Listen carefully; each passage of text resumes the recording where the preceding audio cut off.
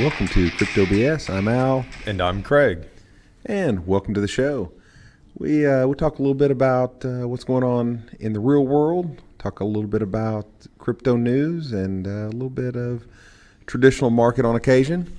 And today we've got a couple things we're going to go over. We're going to talk a little bit about some cold storage, given the current state of the the crypto world with FTX and Sam Bankman-Fried. Your best friend. God damn, I hate that guy. Oh, that got you already, didn't it? It did. It really did.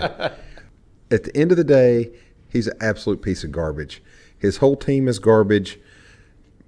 Man, I hope they bury him. Just bury him. All of them. All the politicians that they're in bed with, the whole bit. Round them up, string them up, call it a day. Get him out of this. I can't even. I just can't. Let's move on. Okay. What done. news do you have for us? What's going on in the world right now? Man, nothing's really too big. Next FOMC meeting is going to be December the 14th. So we're not really expecting a lot from the traditional markets anytime soon.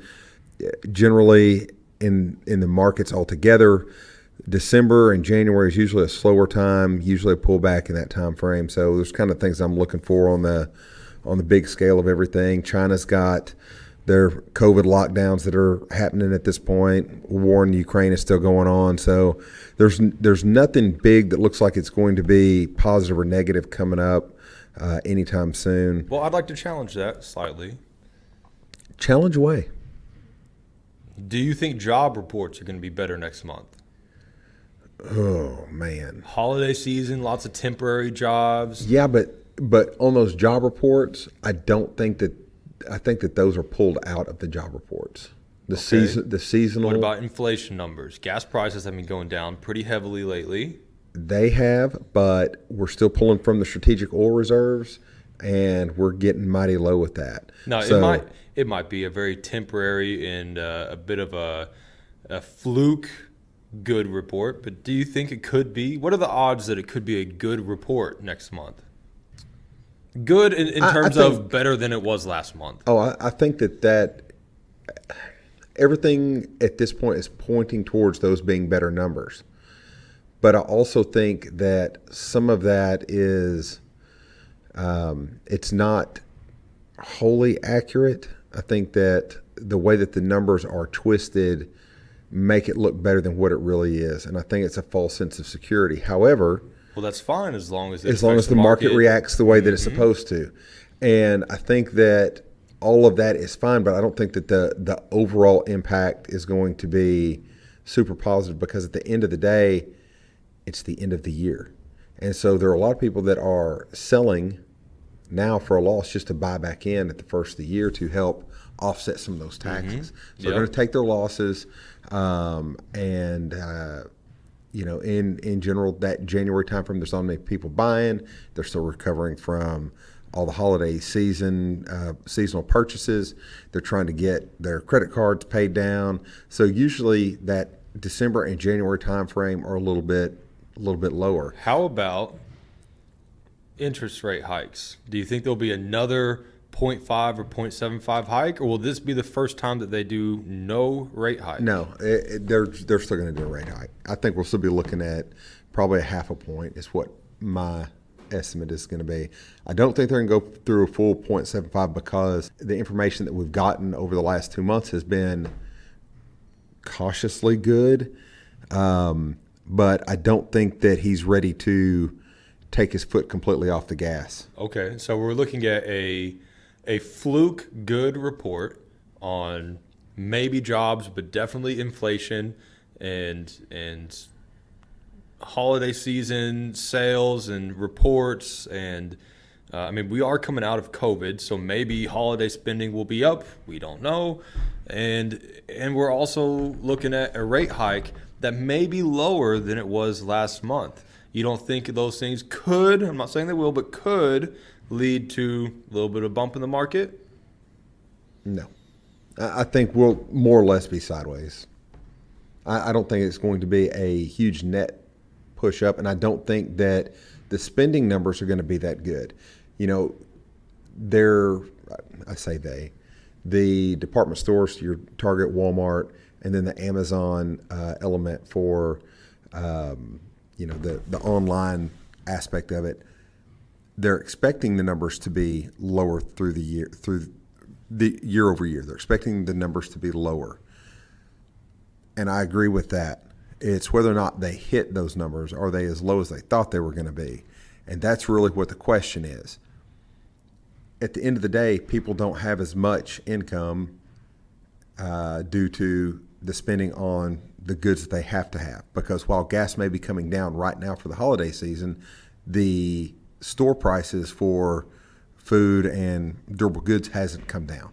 And it's a delayed reaction. So, yeah, that may end up happening, but it's not going to happen until February or March because nobody's going to adjust those prices during the holiday seasons. They're still trying to make their money so that they can feed their family and get their family gifts. So those things aren't going to be adjusted just because gas prices are lower over the last 2 weeks than they were over the previous 4 weeks. That fuel's already been purchased in a sense. So it's whether or not they can hit those numbers. And in general, are you planning on spending as much this year as you did last year on gifts, or have you calculated that out just yet? I'm not the one that buys gifts in the family. My wife takes care of that, so I have no idea. Knowing her, probably more. Well, our family, we're not planning on spending as much this year as what we did last year. We are looking for better bargains. We're looking for better deals. And just in general, our family, you don't get everything you wanted. That's just not going to happen. But and sometimes you get some things that okay, you got a jacket or you got clothes. I know that kind of sucks as a kid. But it's a good deal. My wife's already hit up the outlet stores and hit up the Nike outlet and Under Armour and that kind of thing to get the kids some nicer items of clothes, but it's stuff that they're going to need because they're growing. So, Merry Christmas. You're getting some clothes, kids. Surprise ruined. Yep. But I mean, I don't know. What do you think? What do you think? You think it's going to up, down? Where are we going to be in a month from now? I'm leaving room for a possibility of a good day in the market.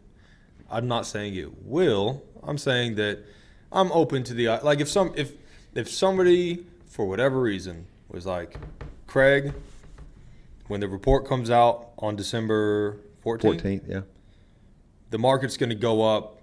It's going to be 5%. 5%, a nice green day. Yeah. I wouldn't be surprised.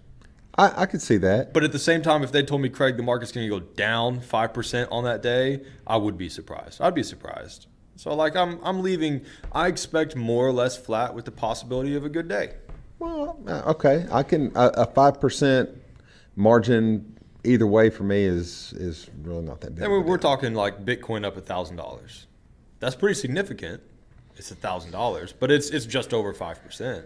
Well, maybe, but is it breaking any significant, thresholds? Is it if at that time it breaks 20,000, it hits 21.3 or something like that, I'll be more excited about that than I would be it being up 5 or 6%. It needs to break something. I'm just looking for momentum. Okay, that's all I'm looking for. Okay.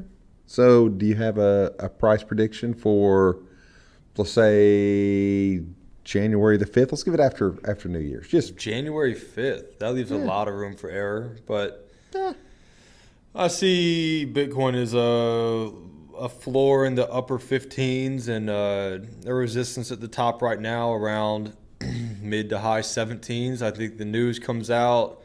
We have a pretty decent day. We go into the upper 17s, and it just kind of stabilizes there for the end of the year. We'll be running in the 17s through January 5th. Oh, okay. I'll take the over. Take the over? I'll take the over. Now who's being optimistic? Mr. Negative Nancy on everything today. On everything today. Look, SBF has pissed me off one too many times.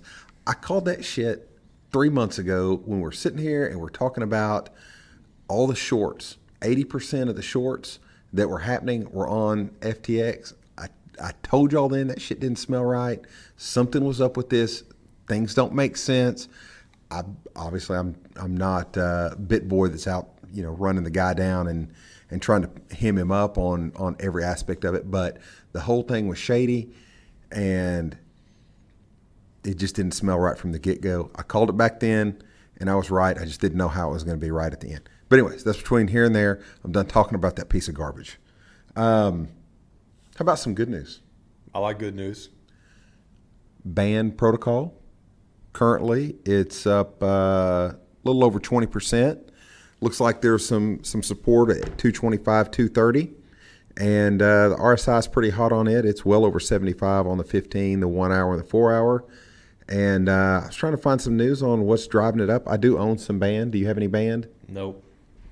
I've got a couple hundred. I've got it on a wallet, and I'm earning a little percentage on it that I have at stake. So, I know it's not super, but that's one of the best things that has hit today. ETH's done well over the last week or so. Currently, it's around 1270. I'd be interested in taking a short if it broke under 1260, 1255. It's a little bit of resistance there. I'd take it if it fell through that floor.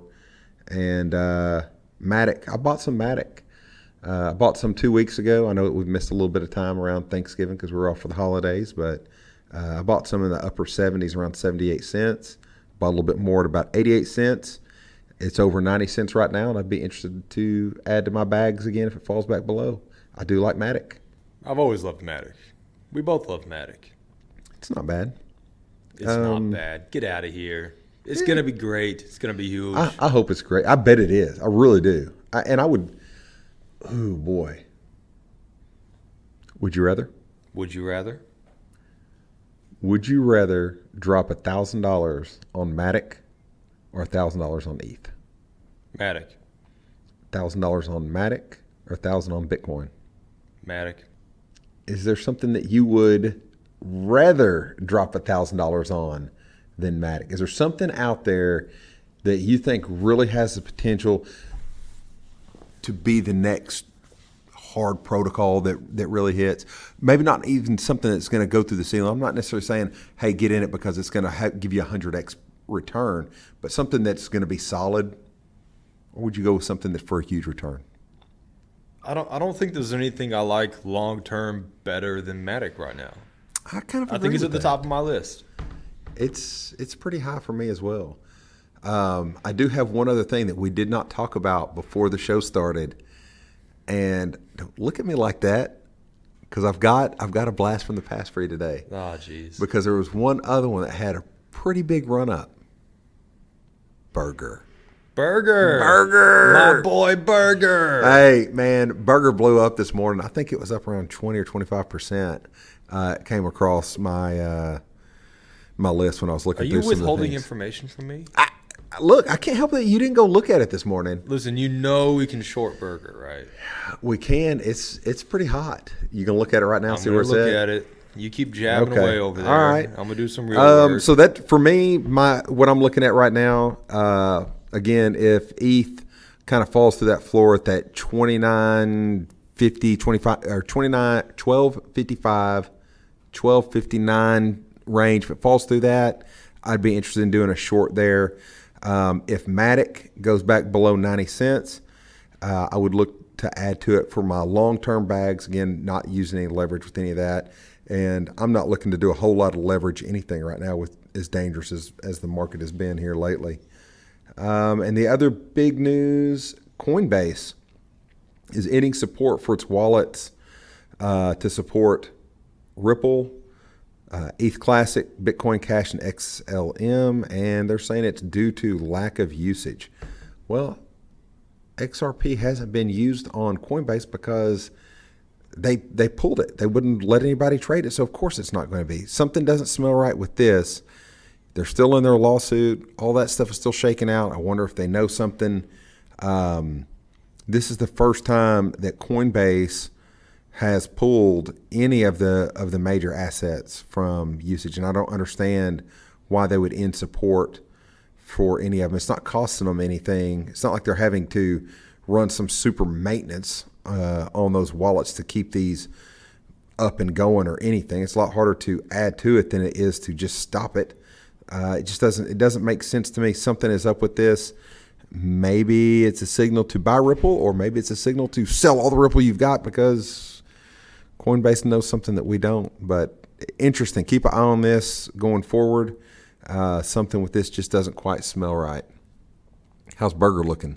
If you would have shorted it about 6 hours ago, you'd be doing pretty well. When I looked at it this morning, God. Yeah, not so much anymore. Yeah, it had a big rip. But I'll tell you what's looking pretty juicy, and it's on my radar. It hasn't quite hit all my metrics yet, but Dash is looking pretty prime right now. Dash, man. No kidding. Dash that's been around for a while. When we're looking at the day candles, it had slowly kind of consolidated sideways between like $40 and $46, and then had a nice couple of days that pushed it up to 47 before all the craziness in the market happened, and it dropped down to 30, and then it has made its way all the way back up to 46. So it's already back to pre-wreckage levels, with a big increase today at almost 10%.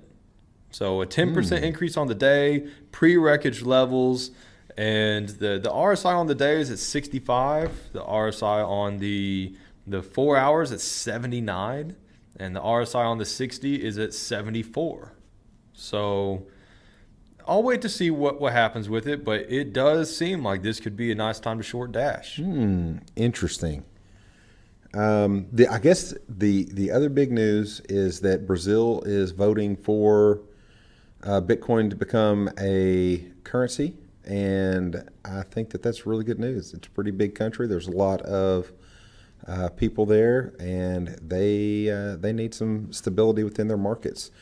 I think that's what really caused the market to move up last week, was some of that news coming out, and I think that's pretty good news. A lot better news than Fidelity. You got beef with Fidelity? Oh, yeah. Come on. What's wrong? Man, I think it's... We were all just so happy 5 minutes ago. It's so weak, man. They're starting. They're They're $1 trillion company. And they're managing their risk. That's the best they can do. They're not managing their risk. They're being cautious. It's not caution. Okay, for you guys that don't know, they are starting a crypto exchange thing on their platform, right? It's an extension of their platform. It's on their platform. It's not even an exchange. It's like Robinhood-esque. It's technically an exchange because you're able to buy and sell, supposedly, which I don't know that I wholeheartedly agree with that yet, but it's very Robinhood-esque. Okay. But I wouldn't call it an exchange. That's fine. But you can buy and sell Bitcoin and Ethereum on there. You can't withdraw and you can't deposit, but whatever they have available on their platform. So what you're saying is you can't exchange. I mean, you can exchange your fiat for it, supposedly. You can't move it. Can you exchange Bitcoin for ETH? No. You don't know that. It hasn't launched yet. Please. If they're not going to allow you to take it on and off, they're not going to allow you to switch back and forth between the two. That's fine. Regardless, a big bank is adding a cryptocurrency option, 2 of them actually, to their platform, and that's good news. You think it's weak because they're only doing 2. It's 2 out of 5,000. I think they're doing a proof of concept to themselves to say this is worth the time, energy, and money that we're going to put into it. In today's world, with the issues that we have with FTX, with Celsius, with Voyager, with all this, Genesis, 3 Arrows, BlockFi. Would you rather Fidelity be extra, super extra cautious with adding 2 coins, or listing all 5,000 of them?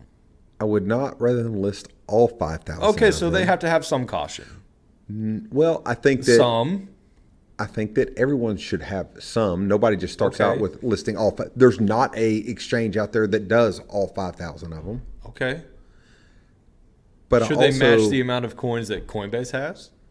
Well, Coinbase started small as well, but I don't think that 2 is going to really show a proof of concept. If they're trying to... They started with the 2 biggest coins. Yeah, but they're trying to gauge if people are going to use it or not. If that's what they're trying to gauge with it. are their current clients, or are they going to get new clients to use their exchange, but you've only got 2 of them on there, that's not a lot of selection. Well, when you're thinking of people new to cryptocurrencies, what are the ones that they know? They know Bitcoin, they maybe know Ethereum, and they know Dogecoin. Yeah. That's going to be about it, yeah? Well, for me, hey, you know what? I would open up a Fidelity account right now. I have some trust with them being a U.S. regulated bank to be able to go in to buy assets through them. I feel confident that I would get my money back It'd be if better if something you could happened. deposit your stuff over there. It'd be a whole lot better. And so they're losing me as a client because they don't have those options. Well, let me ask you this. The Ethereum and Bitcoin that you have, now granted you probably have them staked, earning a small percentage, but would you not feel more comfortable selling that, because you can't withdraw and deposit it over there? Would you not feel more comfortable selling that off, because you're most likely going to sell it at a loss too, so might as well, and then just make an account on Fidelity and repurchase that same amount of Ethereum and Bitcoin on a place that you trust isn't going to go bankrupt and screw you? No, I wouldn't do that. Why not? I don't want to deal with tax implications, for one. For two, you're getting charged to offroad your fiat from the current exchanges that you're on. Well, you're going to have to do that at some point in time anyway. Yeah, well, why do it now and take a loss? I don't want to take that just to put it on somebody else's. If I'm going to do that, I might as well go ahead and just put it in cold storage from where I've got it now. Well, let's talk about cold storage. I mean, we can. It's a good bridge to it. Would you rather go cold storage or offload everything and buy into Fidelity? Which one would you rather do? That's actually a tough question, because I've been contemplating cold storage for the last couple of weeks with everything going on. And I want to take my stuff off of exchanges as much as possible. I need some so I can do my day trading and my margin trading and so on and so forth. But the stuff that I'm holding long term, I want to offload. Now the problem is, like you've said, they only got 2, and I'm holding more than 2. So at this point, I think I would do cold storage versus Fidelity, because, man, that's still a tough call. Here's the pros and cons for me. The pros for the cold storage is, I still have Matic and Cardano and Crow and these other coins that I want to hold long term that I'm still going to have to buy a cold storage device for anyway.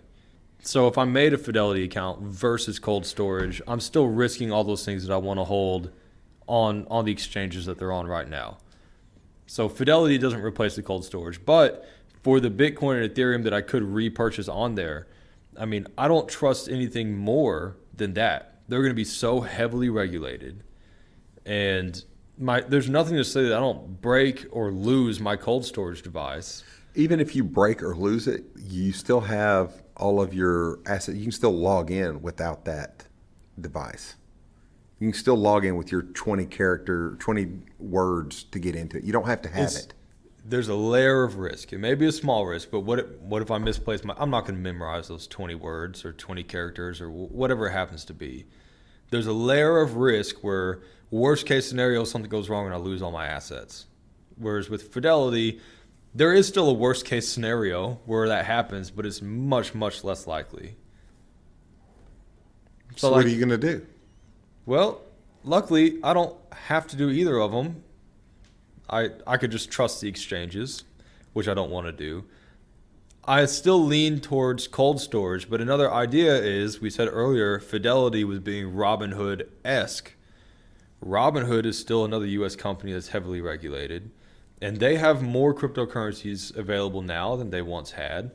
And no, I cannot withdraw or deposit into that account, but with the same concept, I could. Now, wait a minute. I think that they've gotten to the point now where you can deposit, but I don't think you can withdraw.